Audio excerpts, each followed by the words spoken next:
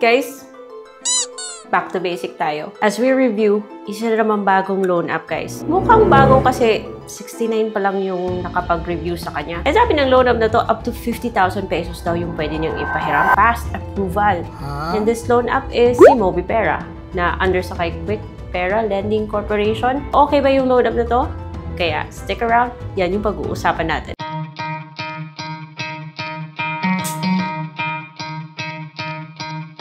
Hello everyone! Welcome back to my channel. It's Ate Red here and I'm back to basic. Pero serious po yung usapan natin. Wow, serious ah.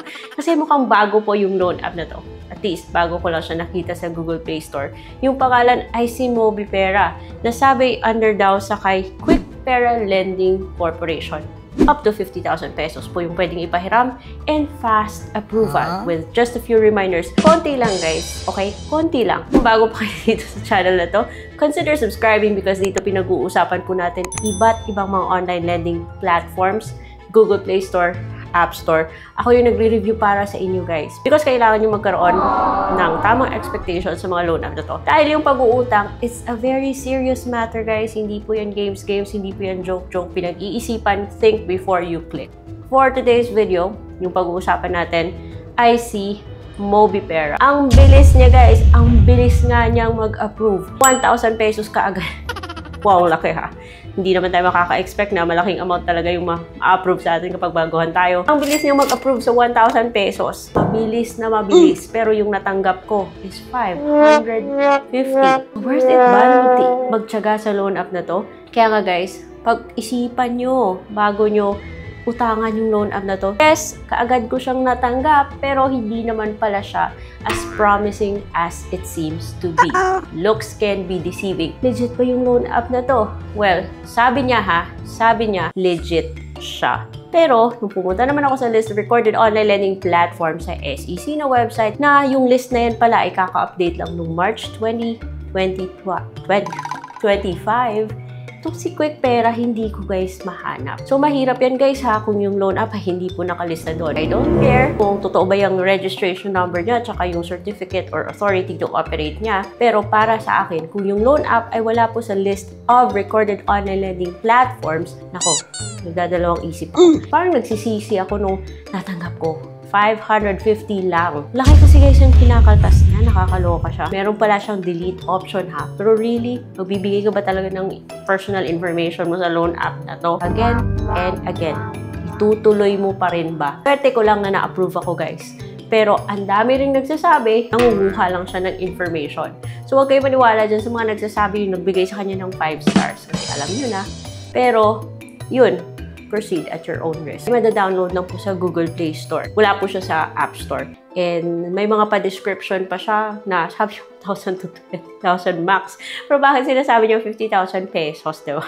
Kaloka siya. At ang dami ko mga nakikita mga questionable stuff about this loan app besides the registration niya. Sabi niya dun sa screenshot niya, 50,000 pesos daw yung pwede niyang ipahiram. Pero pagkatapos ko siyang i-download, pagkatapos ako nag-agree na silipin niya yung aking contacts, yung phone, yung third-party accounts, di ba? Masyado siyang marites. Installed applications and yung camera, yun yung mga hihinga ng permission. Pagkatapos mo mag-agree doon guys ha, sabi ko nga sa inyo, nasa inyo na yan. At from 50,000 pesos, nung hindi pa nga ako nag-login, naging 20,000 pesos.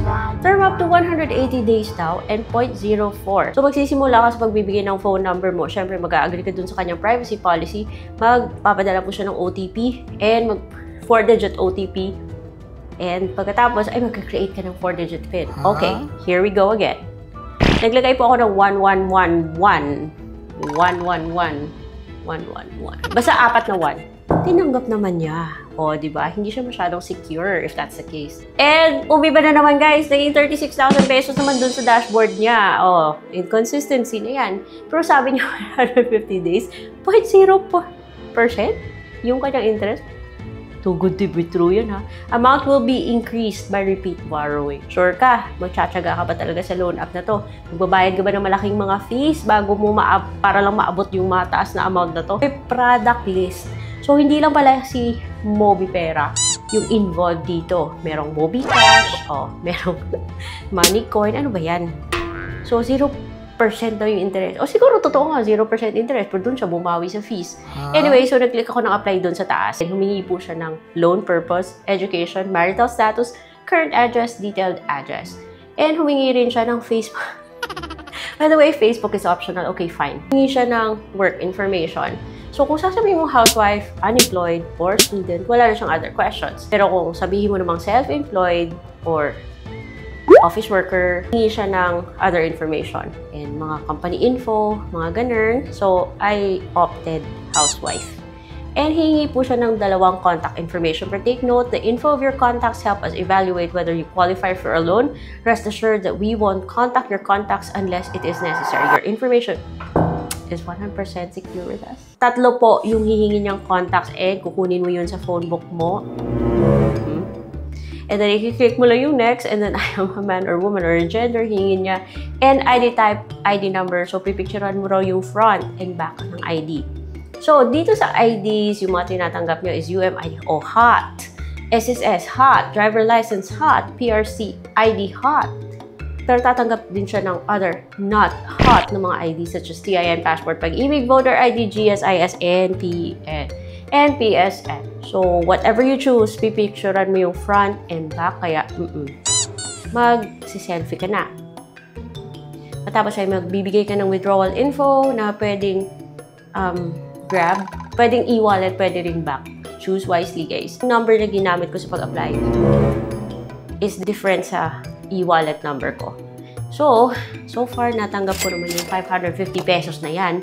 Yung mga fees niya pala is kasama credit assessment fee, platform service fee, account management fee, withdrawal service fee, and interest. Wow! 0% interest. Pero bumawi siya sa pagkarami-raming fees.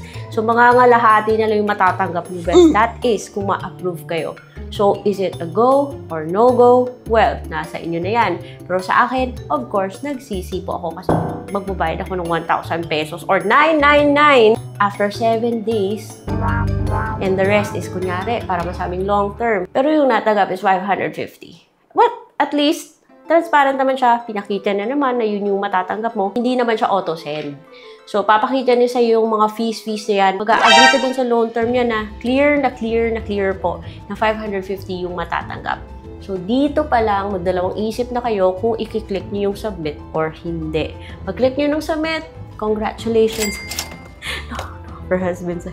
Mali-mali naman yung mga terms nito. Ano ba yan? Mga 5 minutes lang, kaagad kong nalaman na approve pala. Biglang may pumasok na 550 sa aking GrabPay.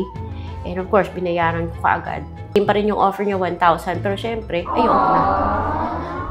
So, ayan mga best, meron pala siyang delete account option. At pagkatapos ko magbayad, syempre nagpa-delete ako ng account and I don't know kung talaga bang na-delete niya. So, I really hope na hindi pa kayo matay na yung aking backlight. So, I hope na it's not yet too late for you guys. It's better na nagkaroon kayo ng napasilip ko sa inyo kung ano bang meron sa loan app na to bago kayo mag-opt na magpa-delete kasi malay natin, di ba? So, kung kayo naman naghahanap ng mga online loan platforms that are far better than this loan app, okay? So, I suggest you go to this playlist. Playlist po yan. Hindi po yan recommended ng mga online loan platforms. It is a playlist. Okay? Mga na-try ko na so far legit naman at okay yung aking experience. Again, it's a playlist. Hindi po ako binayaran para gawin to. Na-review ko lang and naging okay yung experience ko. Feel free to check it out. The videos in that playlist and baka andun yung mga loan app na bagay para sa inyo. But, for now, one thing's clear. Mobipera is X po. Pero nasa inyo pa rin yan, guys, ha. So, this video is unsponsored. Of course, it's based on my personal experience. Wala po akong pinopromote na loan app. And if ever man may ipopromote ako yung na loan app, I'm definitely yun yung super legit. So, stay tuned.